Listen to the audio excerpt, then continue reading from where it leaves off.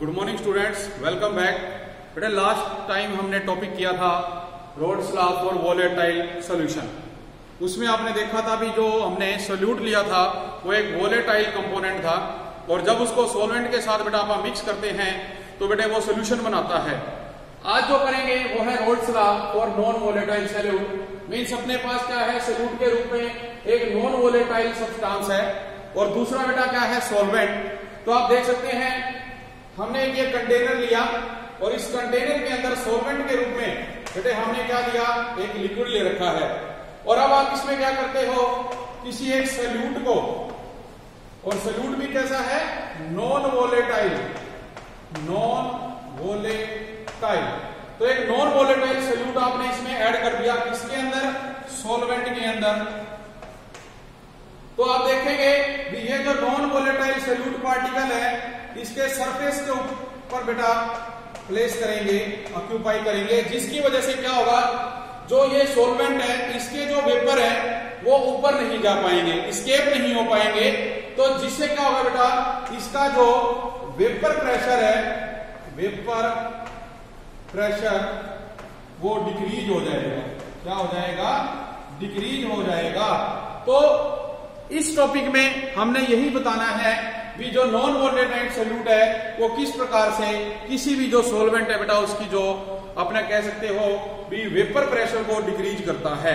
तो इसके लिए आप मान के चलेंगे भी जो अपने पास सॉल्यूट है और जो सॉल्वेंट है वो दो कंपोनेंट है, A and B.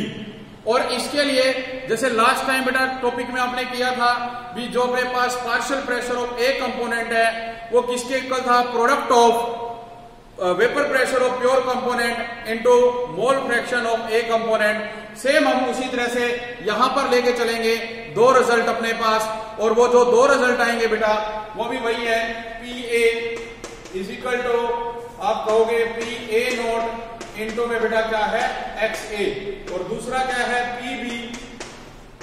P B note into में एक्स बी। तो ये दो रिजल्ट बेटा इसके अंदर आप देखेंगे। अब देखो बेटा इसमें हम ये कहते हैं भी पी ए कंपोनेंट इसके बराबर है, पी बी कंपोनेंट इसके बराबर है, और जो टोटल बेटा प्रेशर ऑफ सॉल्यूशन है अब कहते हैं P A plus P B के बराबर है बेटा। तो आप ये कह रहे हैं भी इफ ए कंपोनेंट है बेटा, जो ए कंपोनेंट इज सॉल्यूट, हम क्या कह रहे हैं बेटा, जो आपके पास ए कंपोनेंट है वो क्या रहेगा आपका, वो बेटा क्या रहेगा, इसमें सॉल्यूट रहेगा, और बी क्या रहेगा, इसके अंदर सॉल्वेंट रहेगा। अगर ऐसा नहीं लेना चाहते तो आप इसको उल्टा भी कर सकते हो भी जो ए कंपोनेंट है इसको आप सॉल्वेंट मान लो, और बेटा जो बी कंपोनेंट है इसको आप सॉल्यूट मान लो। ठीक है, हमारे ऊपर डिपेंड करेगा अभी हम उसको क्या लेके चल रहे हैं। तो ये दो कंपोनेंट हो गए बेटा इसमें। अब आप देखो क्या कहोगे भी जो हमारे पास जो अपने बेटा बी कंपोनेंट है सॉल्यूट, वो क्या है, एक नॉन वोलेटाइल सॉल्यूट है बेटा। और जब बेटा ये नॉन वोलेटाइल सॉल्यूट है तो जो इसकी वैल्यू है वो किसके बराबर होगी, 0 के बराबर। बी जो बी है, B is non volatile solute, so B is 0। तो b की वैल्यू बेटा किसके बराबर आ जाएगी, 0 के बराबर आ जाएगी। और जब बेटा b की वैल्यू 0 के बराबर आ जाएगी तो देखिए आपके पास जैसे ये रिजल्ट है, इसमें आप क्या लिखते हो, P A not X A, P B naught X B,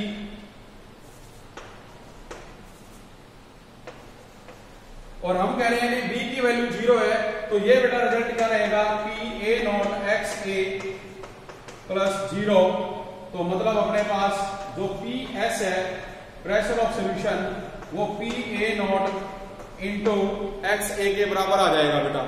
तो जब ये बेटा इस तरह से इसके बराबर आ गया, आप लोग अब क्या करेंगे, अब आप देखेंगे भी जो पी एस है वो पी ए नॉट इंटू बेटे एक्स ए के बराबर आ गया, और जो अपने पास एक्स ए है इसकी वैल्यू आपने पुट करनी है। आपको पता है कि x A plus x B बेटा मोल फ्रैक्शन का जो सम है वो यूनिटी होता है, और जो एक्स ए है वो 1 माइनस एक्स बी है बेटे।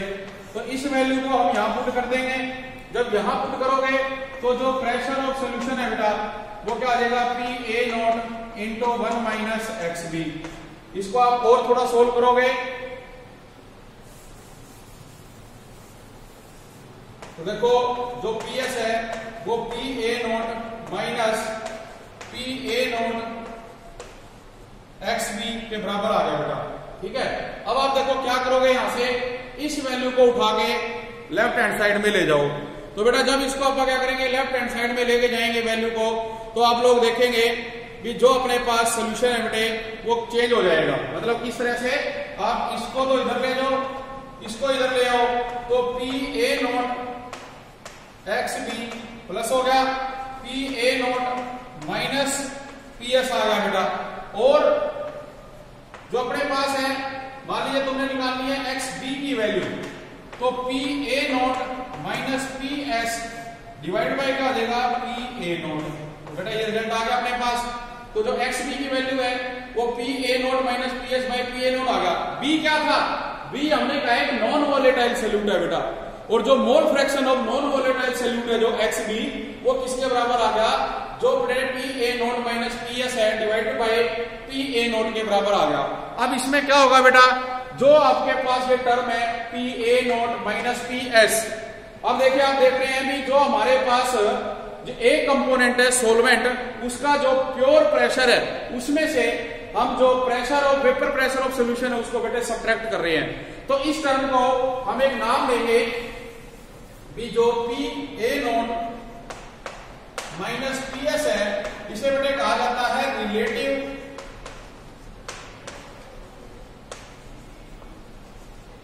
लोअरिंग इन वेपर प्रेशर,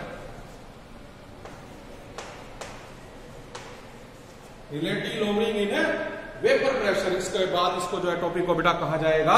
तो अपने पास जो ये टर्म आएगी इसमें आप इसको इसी तरह से बेटे क्या करेंगे, एक्सप्लेन करेंगे।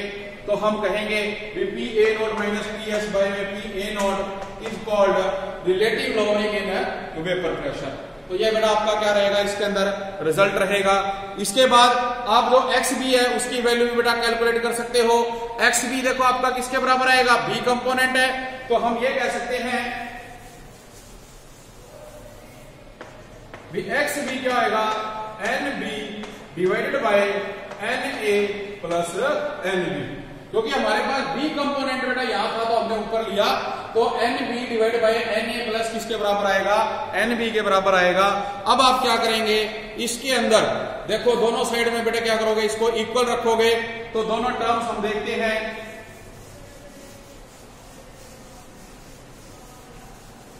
देखिए बेटा अपने पास क्या था भी जो पी ए नॉट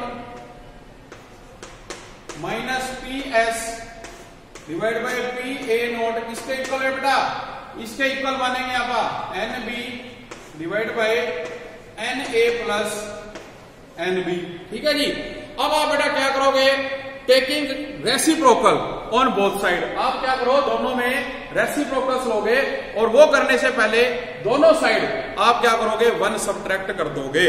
कैसे भी मान के चलते हैं, अपने पास बेटा जो टर्म है P A not minus P S by P A not, और जो दूसरी टर्म है बेटा उसको आप क्या करेंगे, चेंज कर देंगे।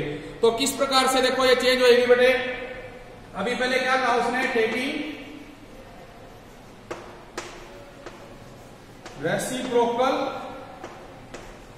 बोथ साइड्स, तो हम क्या कहेंगे, ये हो जाएगा P A naught divide by P A not minus P S equal to बेटा N A plus N B divide by में क्या हो जाएगा, एन बी। ये टर्म आपके पास इसके अंदर आ जाएगी। अब इसमें आपने क्या करना है, दोनों में बेटे लेफ्ट हैंड साइड और राइट हैंड साइड में से आप 1 को क्या करोगे, सब्ट्रैक्ट करोगे। तो बेटे जब 1 हम सब्ट्रैक्ट करेंगे, देखो आप क्या लिखोगे, P A naught divide by क्या था, P A not minus P S, minus मैंने 1 कर दिया, इधर भी बेटे N A plus N B divide by क्या है, एन बी। यहां भी हम क्या करेंगे, -1 कर देंगे। अब बेटा आप इसका क्या करो, एलसीएम लो, ये आ गया पी ए नॉट, 1 को करोगे इससे तो P A not plus P S हो जाएगा बेटा। इसी तरह से ये आपके पास क्या आएगी, N B N A plus N B minus ये 1 है, इससे मल्टीप्लाई होकर बेटा क्या आ जाएगा, एन बी। अब आप देख सकते हैं ये माइनस का प्लस का कैंसिल बेटा, ये अपना माइनस का ये प्लस का कैंसिल, तो रिजल्ट क्या आ गया आपका, रिजल्ट आ गया P S divide by P A naught minus P S equal to N A divide by N B. तो ये बेटा अपने पास टर्म आ गई जिसमें आपने देखा भी पी ए नोट माइनस जो P S divide by P A naught minus P S equal to N A divide by N B. अब आप बेटा इसको क्या करते हैं, रेसिप्रोकल कर देते हैं। तो रेसिप्रोकल करोगे इस फॉर्मूले को, अगेन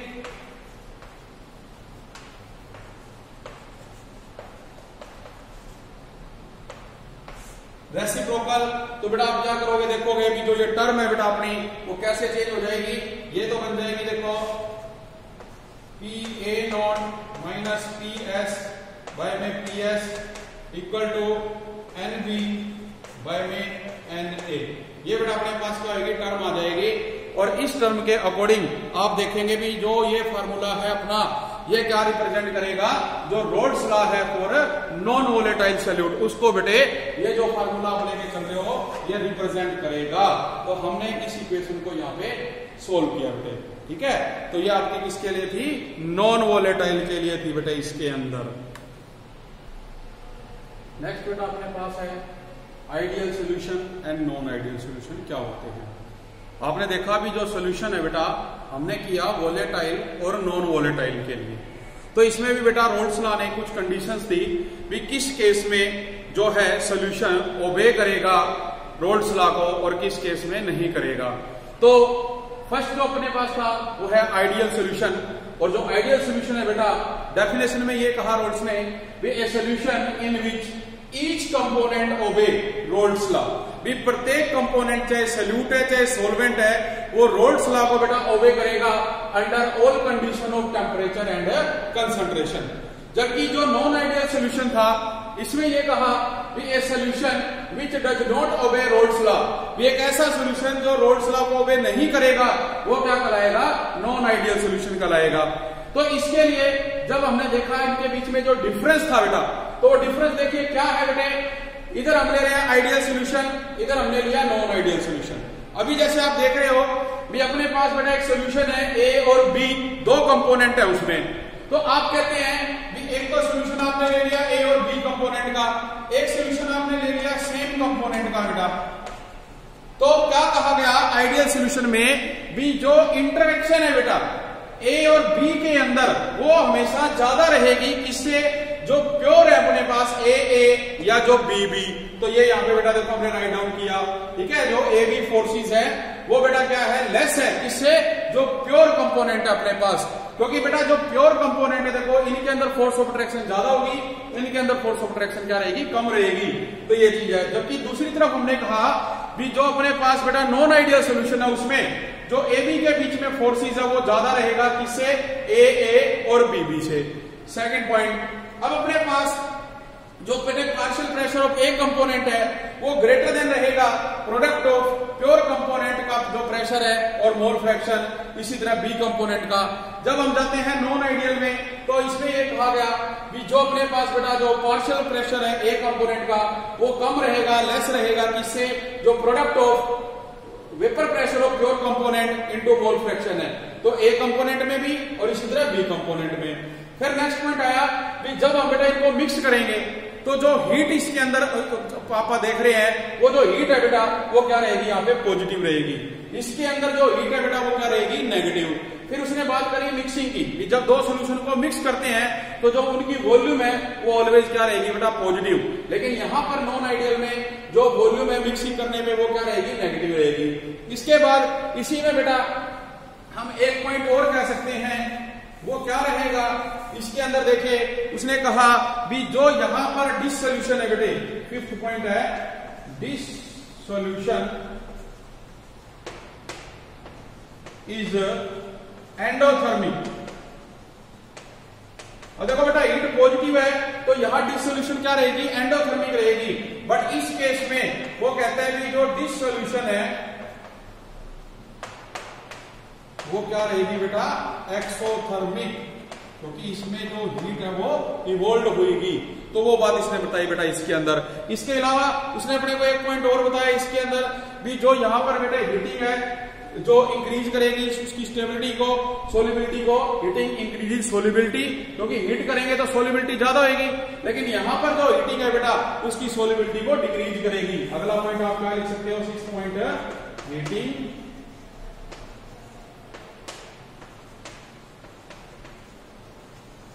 इंक्रीजेज सोलिबिलिटी। जबकि इसमें आप क्या कहोगे भी, जो हीटिंग है बेटे, हीटिंग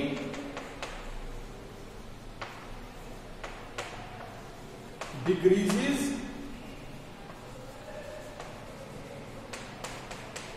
सोलिबिलिटी।